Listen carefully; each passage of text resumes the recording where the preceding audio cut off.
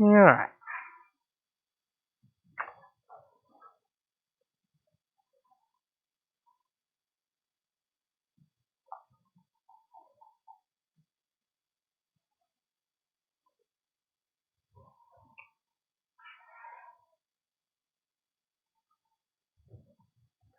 So we were introduced to a new equation, F equals ma.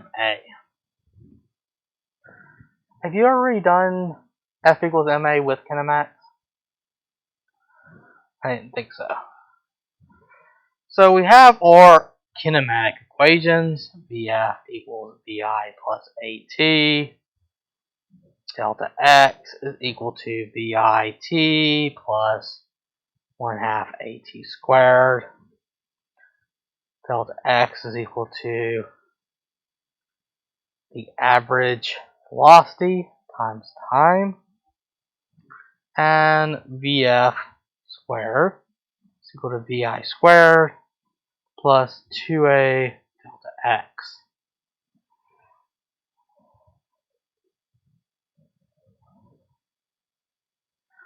So let's suppose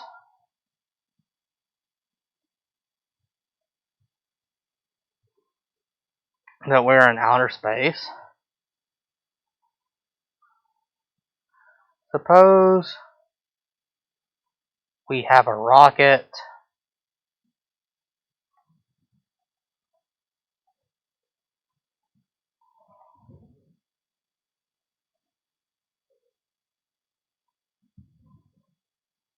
it generates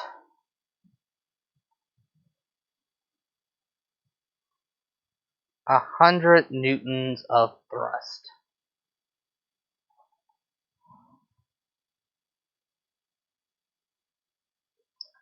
And is initially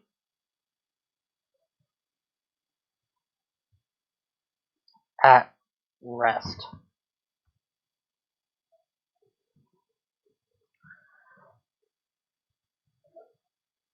If it maintains this thrust for 10 seconds, how far and fast will it be traveling at?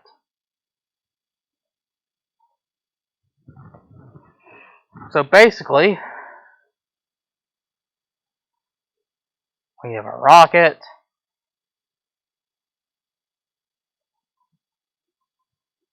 It's generating some thrust. So it's generating some thrust backward. So 100 newtons of thrust.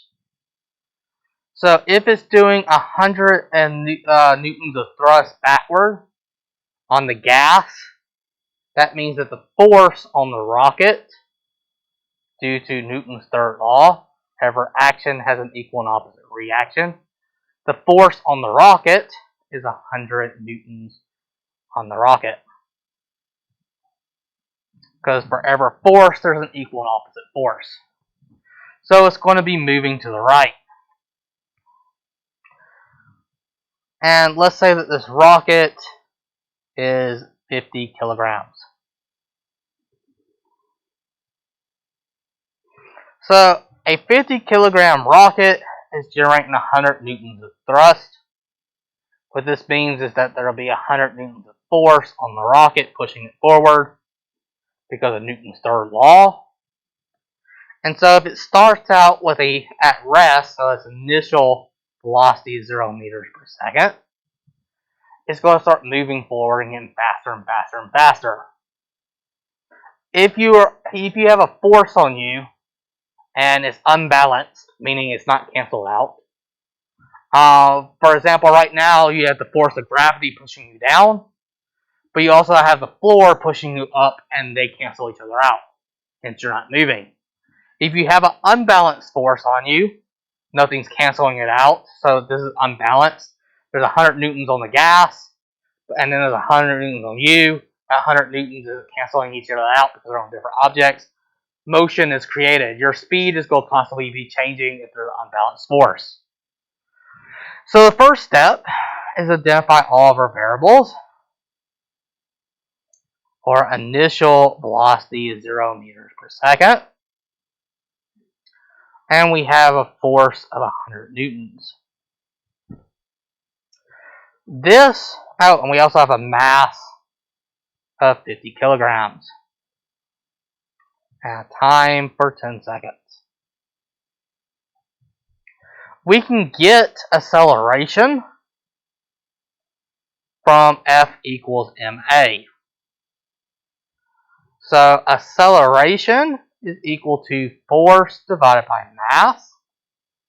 So the force is 100 newtons divided by a mass of 50 kilograms. And so our acceleration is 2 meters per second squared. Recall that a newton, so 1 newton, is equal to 1 kilogram meter per second squared. So a kilogram meter per second squared divided by kilogram, the kilograms cancel out and give you just meters per second squared. So our acceleration value is 2 meters per second squared. From here, we can now use kinematics to solve the question. So distance, we can use delta x is equal to VIT plus 1/2 AT squared. Since VI is 0, we can get rid of this term, and so it's equal to 1/2 times 2 meters per second squared times 10 seconds squared. So this would be equal to 1/2 times 2, which is 1 meter per second squared. 10 seconds squared is equal to 100 second squares. Second squares and second squares cancel each other out, and we get total distance of 100 meters.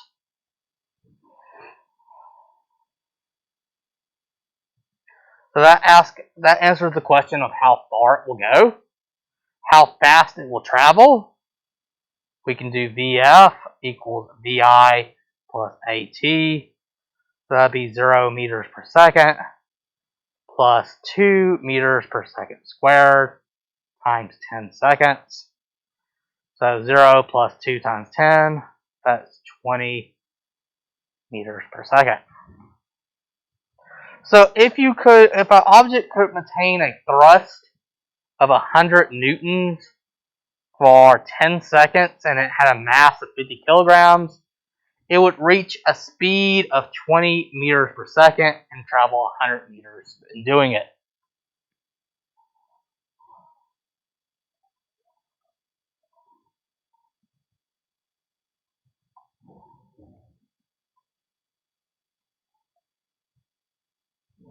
Makes sense?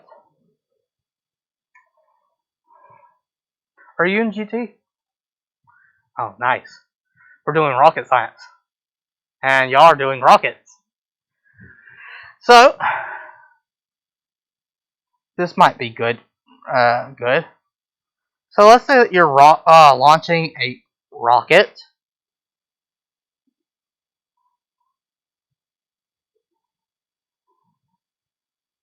Upward. And so it generates a thrust. So F thrust. Due to Newton's third law, the rocket itself will experience a force that is equal but opposite to the thrust, right? So the thrust the rocket's generating is equal but opposite to the thrust on the actual rocket. So suppose the rocket has a mass of 5 kilograms.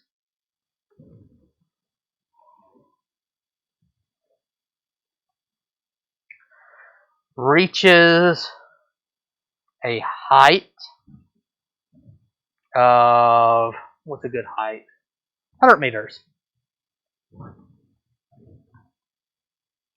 And Let's do another number. Let's do 3 seconds.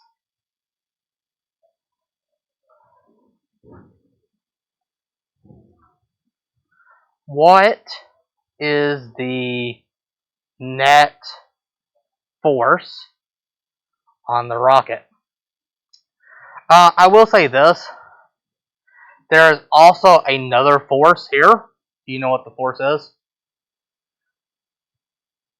The force due to gravity. Gravity is pulling it downward, right? And so net force is going to be, so again, this force right here is only on the gas, so we can eliminate it. The only two forces on the rocket would be the opposite force thrust and the force of gravity. So net force is equal to the thrust plus gravity. And gravity is going to be negative because it's in the opposite direction.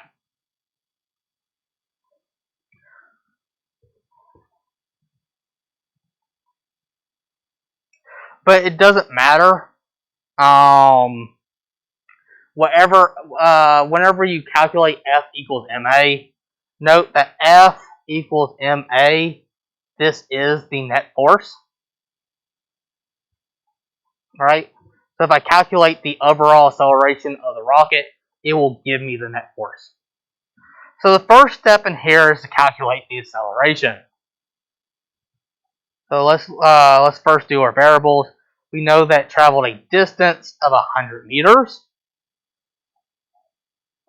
of mass of 5 kilograms, time is 30 seconds.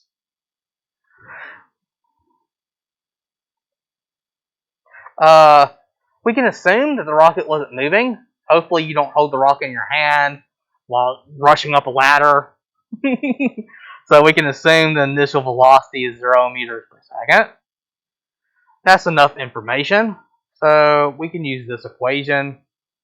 There might be a better one. So delta x is equal to VIT plus 1/2 AT squared.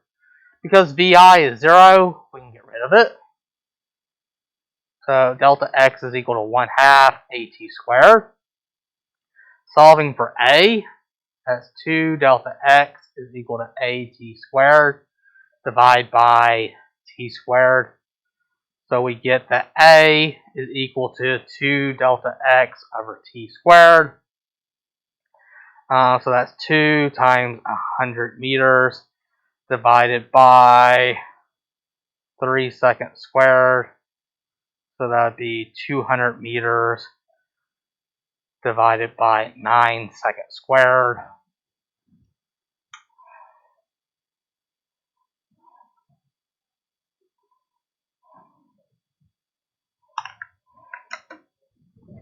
And so we get a value of 2.469135 meters per second squared. So that's the overall acceleration of the rocket. So net force, or the sum of forces, is equal to ma. Solving for, so we know mass. Mass is 5 kilograms. Our acceleration is 2.46913. Technically, that should be an 8 after the 5. Meters per second squared. And that is equal to a net thrust of 12.345679 kilogram times meters per second squared, which is the same thing as, so this is a Newton, so 12.345679 newtons. So this is the net force on the rocket. What if you wanted to calculate thrust? Just the thrust it's generating. So the sum of forces is equal to the force of the thrust plus the force of gravity. Yes, so the thrust is equal to the net force minus the force of gravity. Another way you could write this is F net, like this, minus F gravity. You can use the sum symbol or just F net. So the net force we calculated is 12.345679 newtons. And what about gravity? What is the force of gravity equal to? It's equal, so F equals ma. So let's assume that it's only gravity. So F equals mg. This value, so I'm using, instead of A, I'm using G. G is equal to 9.8 meters per second squared. This is the acceleration due to gravity.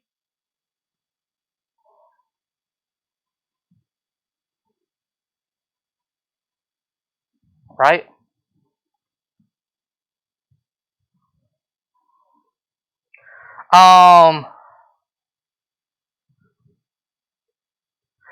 It's equal to negative. So you have to be very careful. I put this in as plus gravity, but this is pointing downward. So this should come up to be a negative value. I could have plugged this in as a negative and used positive 9.8, but if I put it in as a plus, I need to use negative 9.8. So this is 5 kilograms times 9.8 meters per second squared.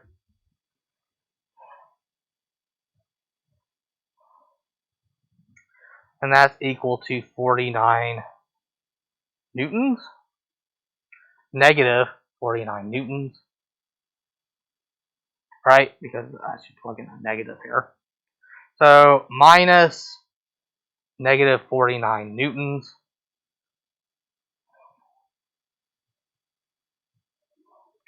And so the total thrust generated by the rocket is 61.345679 newtons. And again,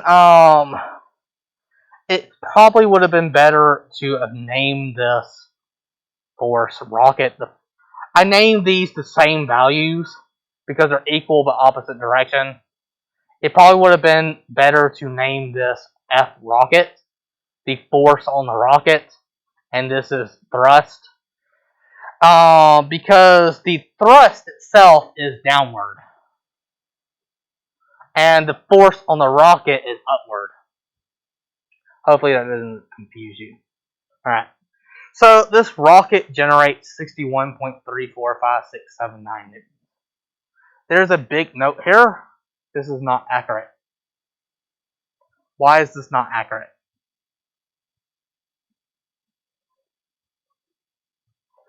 So, question. Here I am assuming. So this is the sum of all the forces. Does the mass? So I'm using.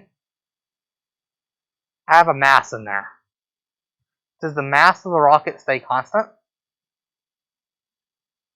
When it burns up the fuel and pushes the hot gas downward, it's losing mass. So this is for a rocket. This isn't precise. In this class, really you need calculus to solve this problem because you have mass changing over time. But we can approximate it very well if the rocket is more heavier than the fuel, which is usually not the case. Usually the entire mass of the rocket is that. But for short distances, I mean, that you can still approximate it like this. If during GT you want to actually come back and learn more precise ways of doing it, calculating the thrust, I can show you and get away with some of the calculus and do some more accurate approximations. But note that technically the mass isn't staying constant, and so the acceleration isn't staying constant. It's and the force it's generating is not staying constant. So that means that this is not going to come out to be right for something that's losing mass. But for this high school level physics, we don't go into the more advanced cases of when mass changes, and we also don't cover cases in which acceleration changes. We assume that acceleration is constant and mass is constant. In kinematics at least, we will learn a little bit of when mass changes, but we'll use something easier. So, in all these rockets, we'll assume that the rocket stays the same mass.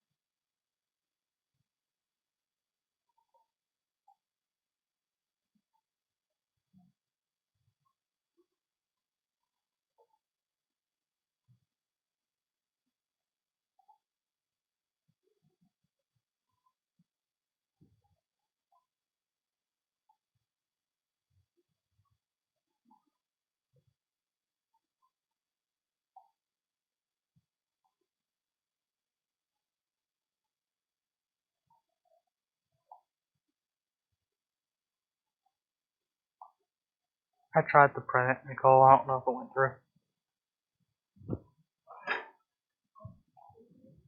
Thank you.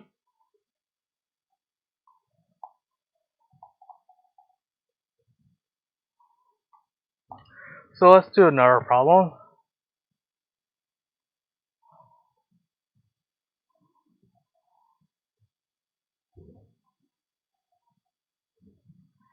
A 500 kilogram rocket is launched upward and passes by a plane. The passengers measures the speed of the rocket as 100 meters per second.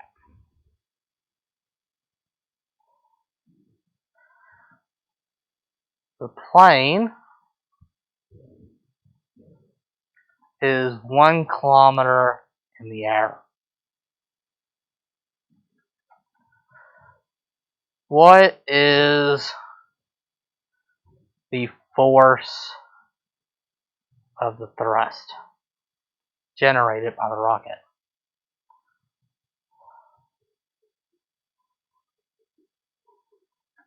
So here I will rename it. So we have coming out of it F thrust. So this is on the gas. The rocket experiences a F rocket force.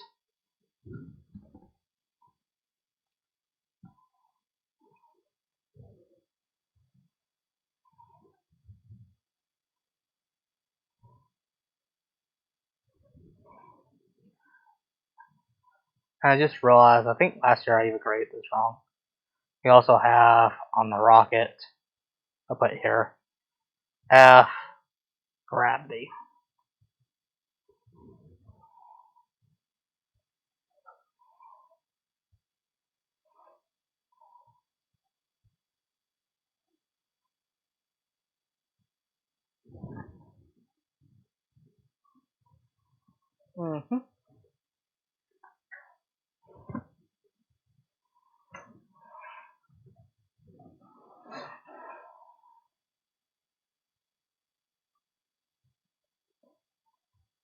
So here Again, we need to figure out the acceleration of the rocket.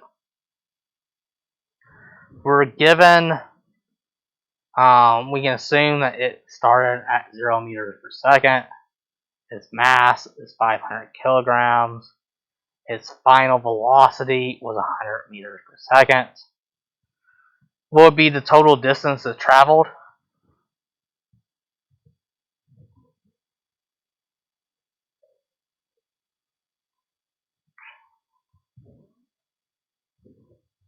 What would be the total distance it traveled? No. It tells you that the plane was 1 kilometer. How many meters are in a kilometer? Kilo means 1,000. That's 1,000 meters.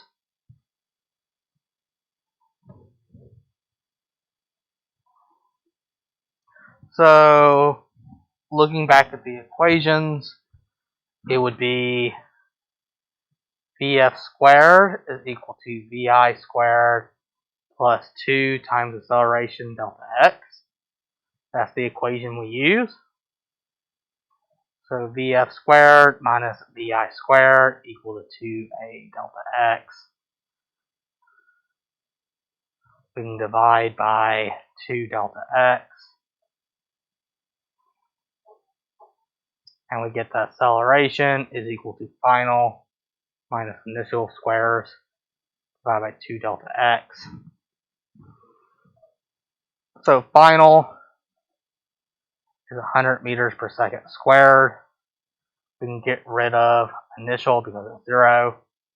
Divide by 2 times 1,000 meters. So 100 squared is 10,000 meters squared per second squared.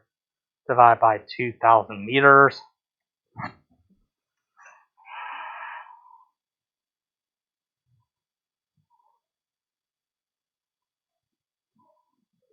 And that gives us an acceleration of 5 meters per second squared.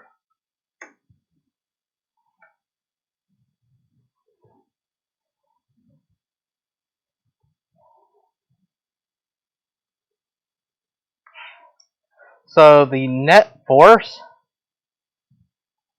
is equal to the mass times the net acceleration. This is the overall acceleration of the rocket. So when you plug it in, mass 500 kilograms times 5 meters per second squared.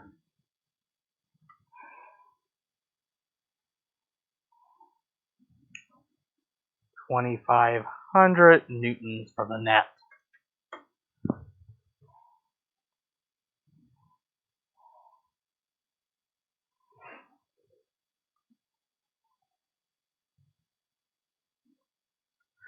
So we know that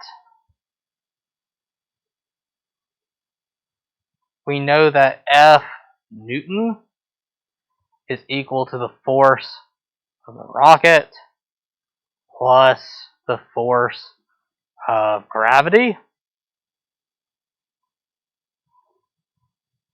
So solving for a rocket, the force on the rocket is equal to F net force minus force of gravity.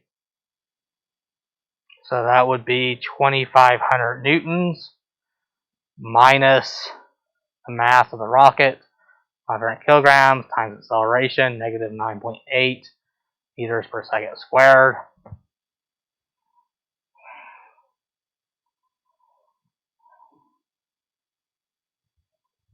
Which gives us 7,400 newtons. And we also know that F thrust is equal to negative F rocket. So the thrust would be negative 7,400 newtons. So this was upward. The rocket has a force being pushing it upward. So the thrust is equal to 7,400 newtons downward.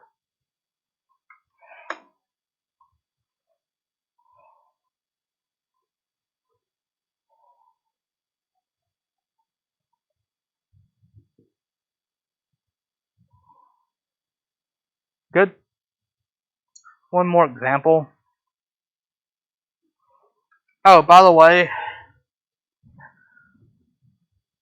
so we have to have our units in kilograms and meters. What is 50 grams in kilograms?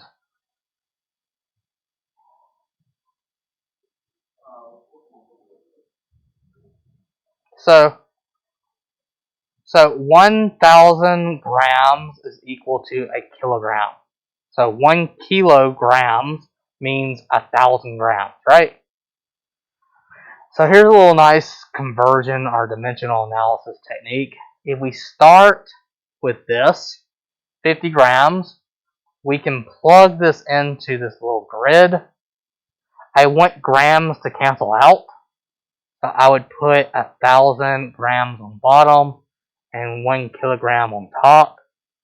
And now multiply it. So this is equal to 50 grams times 1 kilogram divided by 1,000 grams. Grams cancel out, give me a kilogram, right? So this is equal to 50 divided by 1,000. So 0.05 kilograms.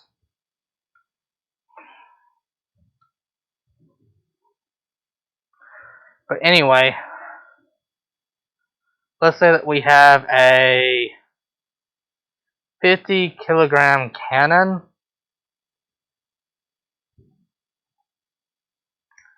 that fires a 5 kilogram cannonball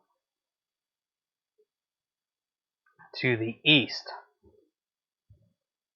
Most likely west.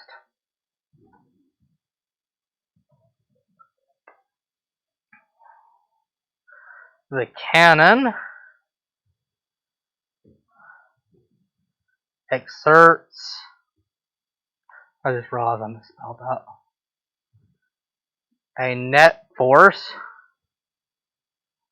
of 500 newtons onto the cannonball.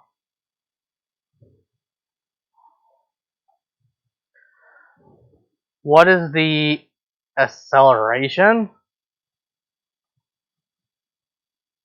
of both the cannon and cannonball?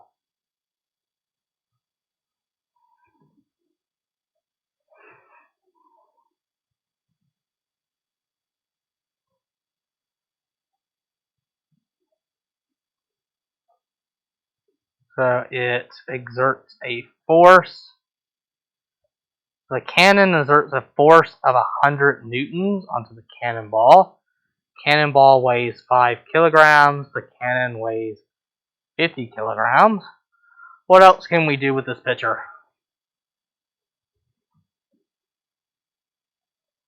What else do we know? If the cannon exerts, I need 500 newtons. If the cannon exerts 500 newtons on the cannonball, what must be true? That there also has to be 500 newtons of force on the cannon, but in the opposite direction.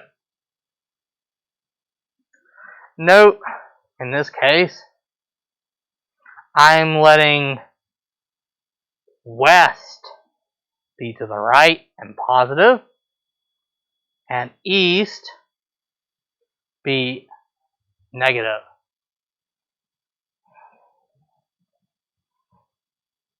So we have on the cannonball, the force of the cannonball is equal to the mass of the cannonball times the acceleration of the cannonball. So solving for the acceleration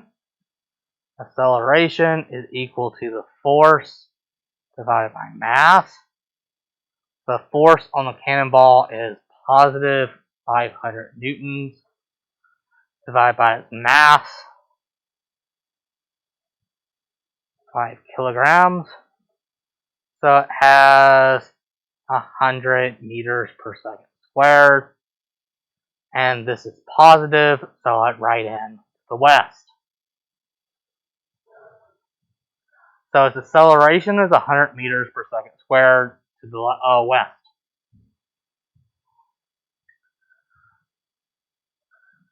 So the cannon, same thing, except for we now use the cannon values. So the acceleration of the cannon is equal to the force on the cannon divided by the mass of the cannon. So force is going to be negative 500 newtons divided by 50 kilograms. And so its acceleration is negative 10 meters per second squared. And negative can be replaced east.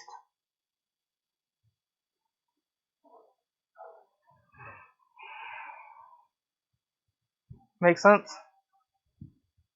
Seems pretty simple. There's only 5 problems on the homework.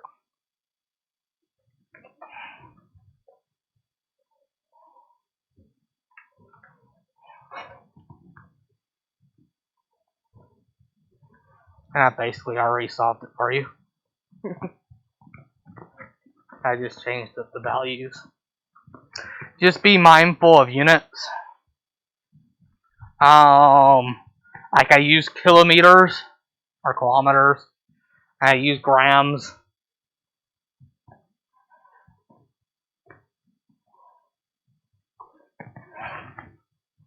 Did you ever turn in that code, Nicole? I really want it because it looks good.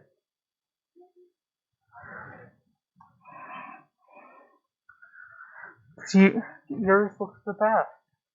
You had the most time to work on it. Yeah. You worked on it the most.